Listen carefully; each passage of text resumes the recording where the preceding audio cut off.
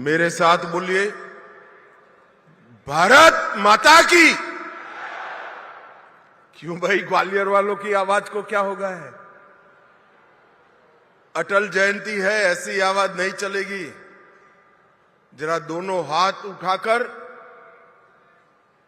मध्य प्रदेश के अभ्युदय के संकल्प की मुट्ठी भींचकर प्रचंड आवाज से बोलना है। मेरे साथ बोलिएगा, भारत माता की। मंच पर उपस्थित मध्य प्रदेश के लोकप्रिय मुख्यमंत्री श्रीमान मोहन यादव जी,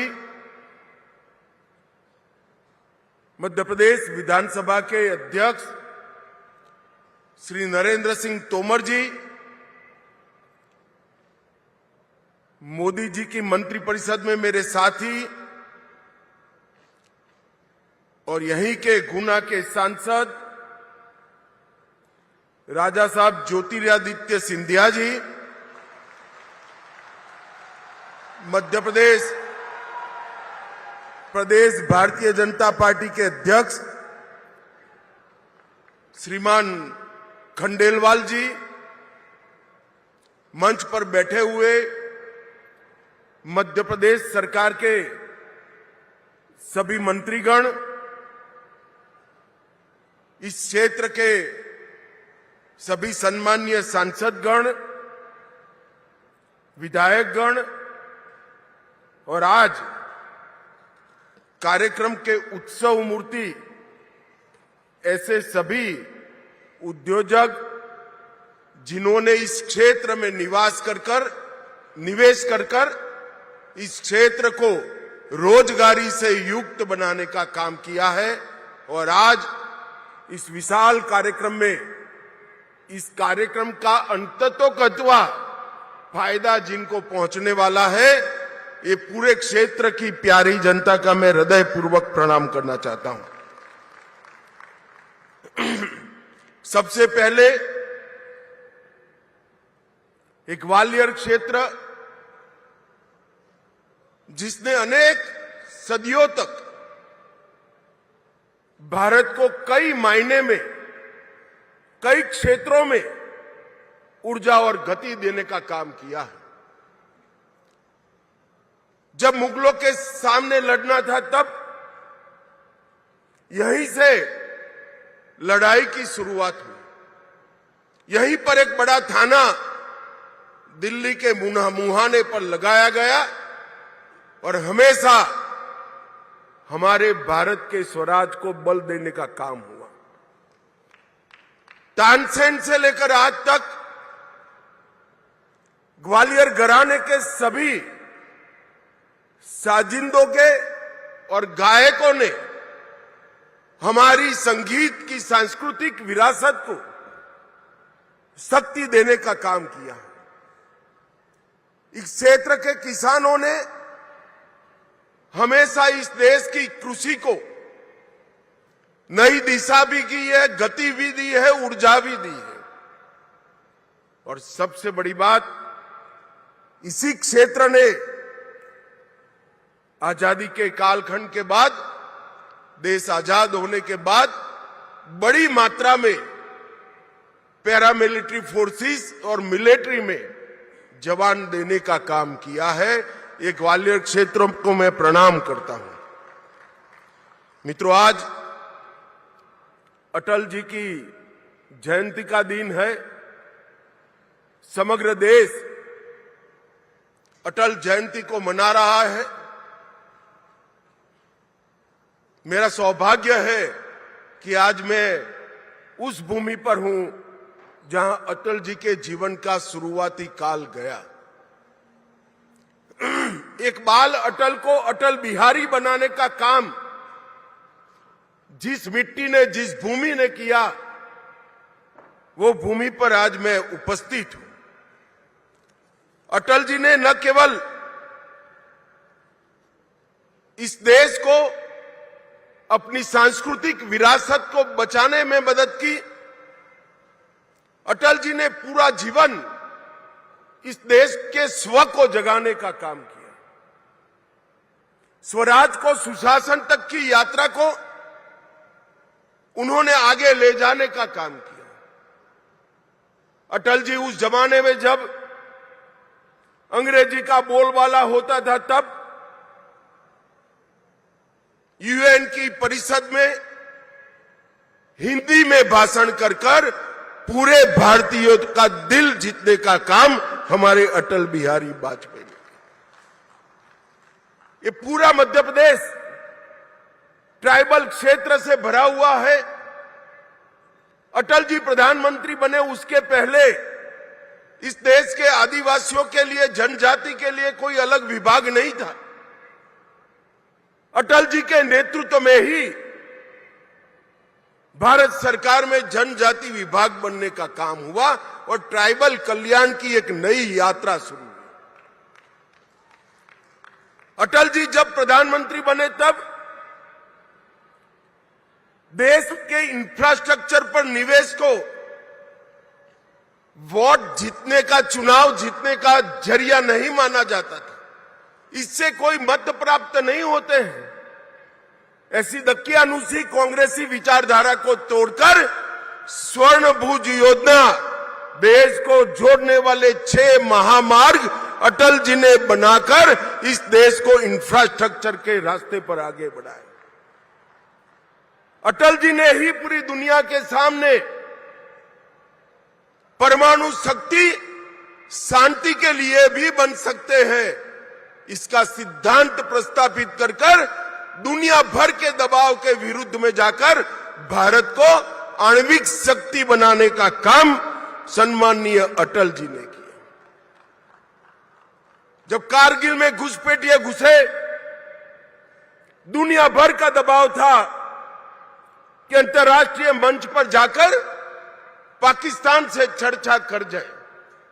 अटल जी ने बड़ी फर्मनेस के साथ किया, कहा कि हमने शांति का प्रयास कर दिया, हमारे साथ धोखा हुआ है।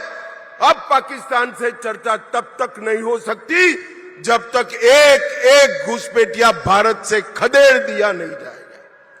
और कारगिल विजय एक प्रकार से अटल जी के कालखंड का एक दृढ़ निश्चयी नेतृत्व का परिचायक बना। अटल जी महान वक्ता थे, संवेदनशील कवि थे, लोक संग्रह और लोक कल्याण को समर्पित नेता थे। और सबसे बड़ी बात थी कि राजनीति में रहकर भी अजात शत्रु बनकर मृत्यु का वरण करना बहुत बड़ी बात होती है। पूरा जीवन इनको अजात शत्रु माना गया। इनके विरोधी भी अटल जी के विरुद्ध में कुछ नहीं बोल सकते। दल के लिए तो बोलते थे, अटल जी के लिए नहीं बोल सकते। आज एक युग पुरुष, एक स्वप्नद्रष्टा, आधुनिक भारत के इंफ्रास्ट्रक्चर डेवलपमेंट की नींव डालने वाले व्यक्ति का हम 101वां जयंती मना रहे हैं। मैं भारतीय जनता पार्टी के करोड़ों कार्यकर्ता और देश की जनता की ओर से ये महामानव को मनपूर्वक श्रद्धांजलि देता हूं। आज मदन मोहन मालवीय जी की भी जन्म जयंती है। इन्होंने बनारस हिंदू विश्वविद्यालय की स्थापना से लेकर गांधी जी के सहयोगी के रूप में, बाद में हिंदू महासभा के सृजन में और हिंदू विचार को, जो इस देश का मूल विचार है, इसको कोई संकोच के बगैर देश में प्रस्थापित करने का प्रयास किया। बाद में आगे चलकर वो ही बनारस हिंदू विश्वविद्यालय अनेक नेताओं को दिया जिन्होंने इस विचार को आगे बढ़ाया। भारत रत्न महामना मदन मोहन मालवीय जी को भी मैं हृदय पूर्वक श्रद्धांजलि देना चाहता हूं।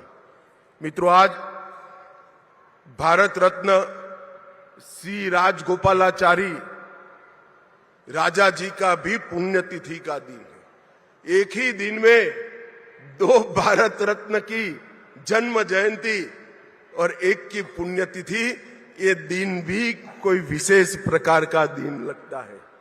मैं उनको भी मनपूर्वक श्रद्धांजलि देकर मेरी बात को आगे बढ़ाना काम करता हूं। मित्रों, मैं बहुत लंबी बात नहीं करना चाहता। मैं मोहन यादव जी को एक प्रकार से बधाई देना चाहता हूं, क्योंकि ये स्ट्रक्चर्ड इंडस्ट्रियल कॉन्क्लेव्स का शुरुआत नरेंद्र मोदी जी ने गुजरात से किया। वाइब्रेंट गुजरात के नाम से इंडस्ट्रियल समिट को आयोजित करने की एक वैज्ञानिक शुरुआत नरेंद्र मोदी जी ने की, और उसमें राज्य के कैपिटल के अंदर एक बहुत बड़ा इंडस्ट्रियल समिट होता था और राज्य में निवेश आता था। बहुत अच्छा प्रयास था, सफल भी हुआ, मगर मोहन यादव जी ने एक नई शुरुआत की है कि राज्य के संतुलित विकास के लिए क्षेत्रीय निवेश कॉन्क्लेव की शुरुआत की। ये मध्य प्रदेश के अंदर सभी क्षेत्रों में जो कॉन्क्लेव करने का और निवेश के भूमि पूजन के कार्यक्रम करने का इन्होंने शुरुआत किया है, वो सभी राज्यों में आने वाले दिनों में राज्य के संतुलित विकास के लिए बहुत फायदा करने वाले हैं। देखने में जब देखते हैं तब अमाउंट छोटे छोटे दिखते हैं, जैसे आज 2 लाख करोड़ का निवेश हो रहा है, मगर किसी को मालूम नहीं है कि 2 लाख करोड़ का निवेश इस क्षेत्र के लिए कितना बड़ा है, इस क्षेत्र की जनता के लिए कितना बड़ा है। राज्य का अगर संतुलित विकास नहीं होता है तो राज्य आगे नहीं बढ़ते, क्योंकि हर क्षेत्र में एक पोटेंशियल पड़ा है। जैसे यहां पर मालवा और ग्वालियर चंबल के क्षेत्र में बहुत पुराना किसानों का उत्पाद कपास रहा, जाते जाते जाते विसरता गया, क्योंकि इसके उचित दाम नहीं मिलते थे।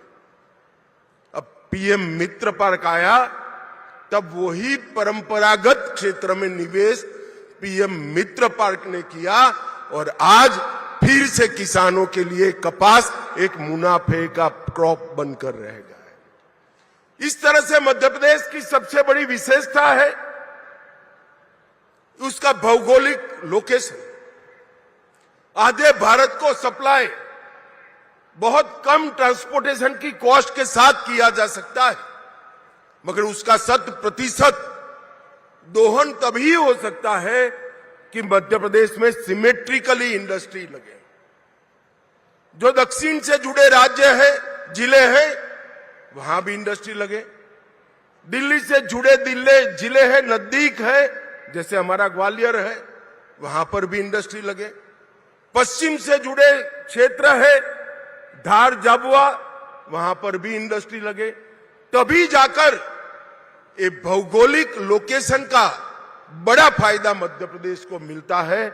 मोहन जी ने सोच समझकर ही किया होगा, मगर मैं इनको बहुत बधाई देना चाहता हूं कि आपकी क्षेत्रीय इन्वेस्टमेंट समिति ने मध्य प्रदेश के चहुमुखी विकास का बहुत बड़ा नींव डालने का काम किया है।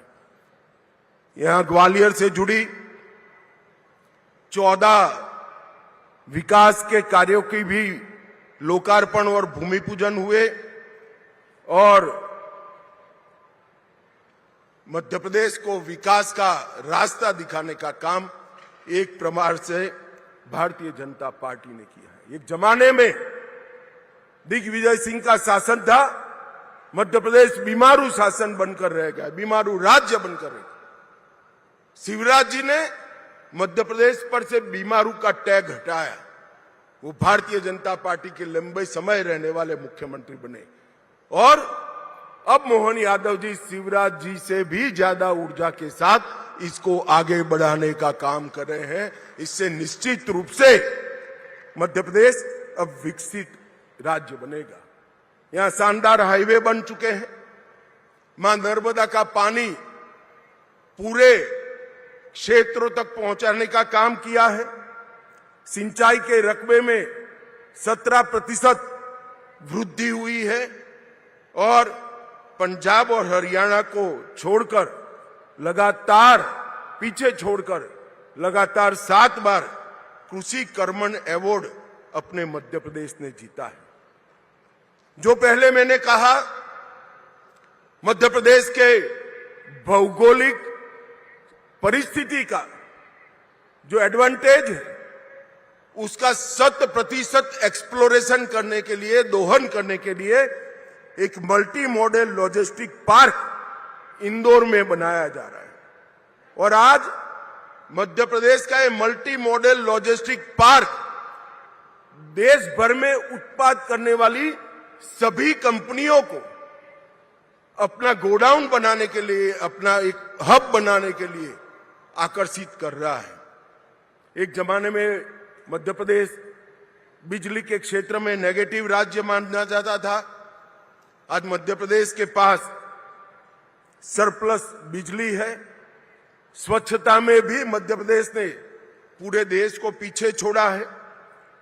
यहां मेट्रो के परिचालन में पूरे भारत में सबसे कम लागत अगर कहां आती है तो हमारे मध्य प्रदेश में आती है। स्टार्टअप के क्षेत्र में भी मध्य प्रदेश ने बहुत अच्छा काम किया है। Agriculture, food processing, mineral based industries, renewable energy, logistic, textile, pharma, IT, tourism, हर क्षेत्र में इंडस्ट्री भी लगी है और स्टार्टअप भी बना है। और कुछ स्टार्टअप तो लगभग 50% स्टार्टअप हमारी महिलाएं, हमारी बच्चियां चला रही हैं।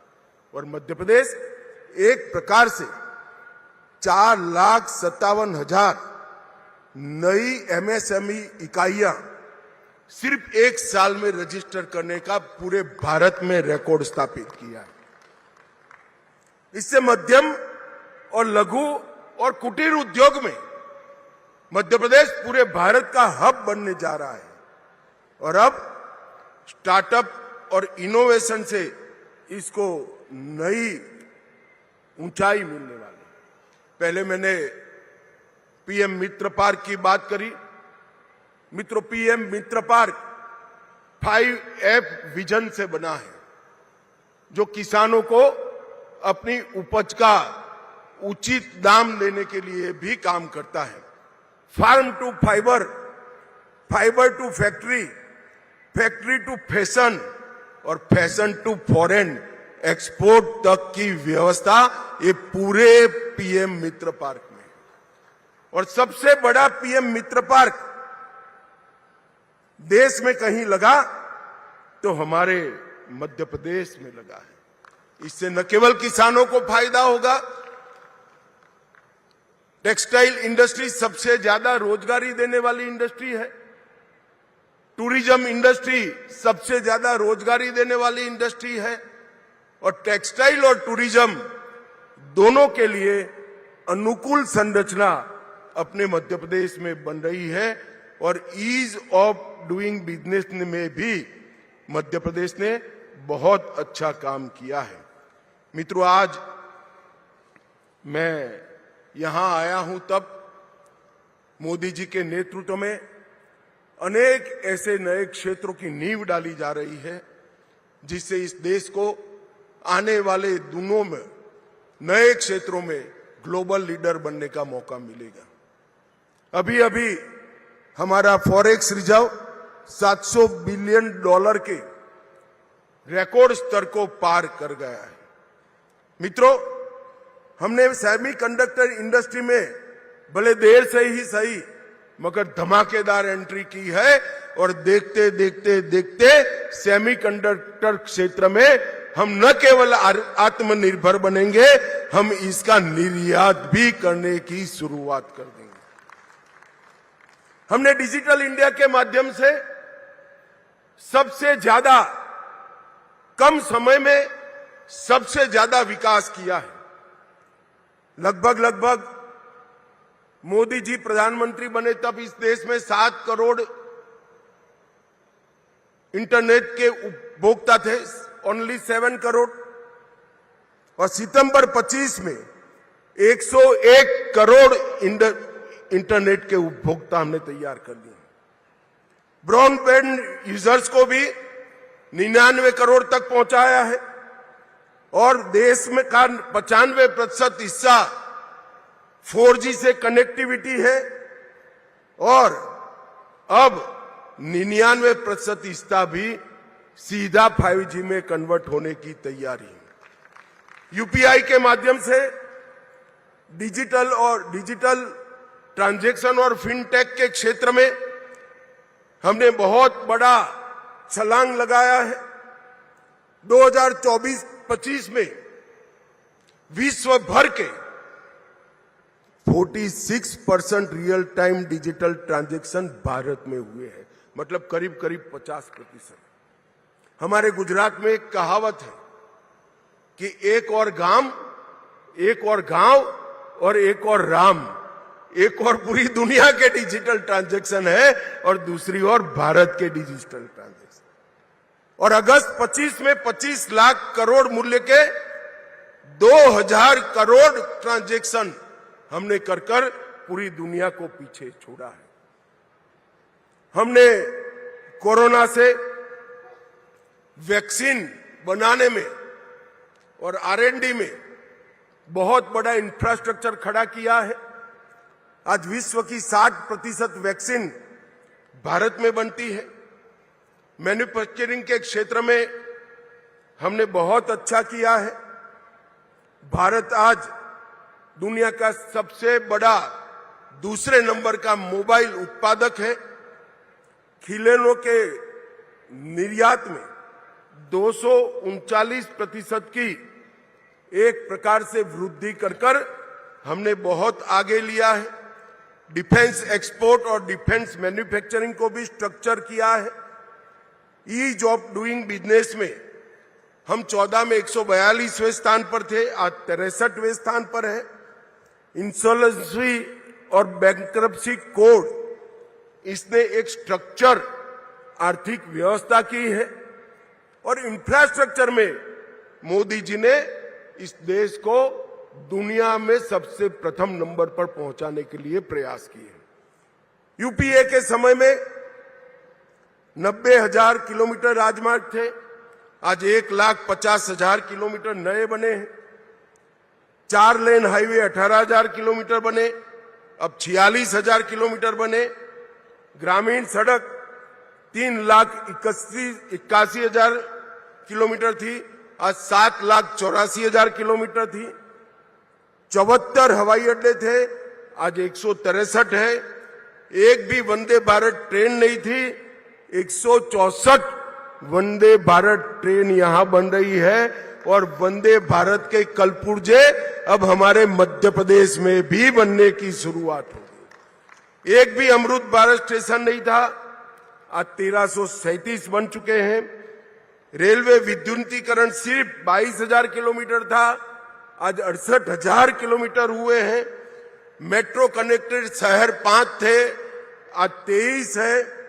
पंचायतों में ऑप्टिकल फाइबर सिर्फ 100 पंचायत में था, आज 2,14,000 पंचायतों में ऑप्टिकल फाइबर पहुंचा है।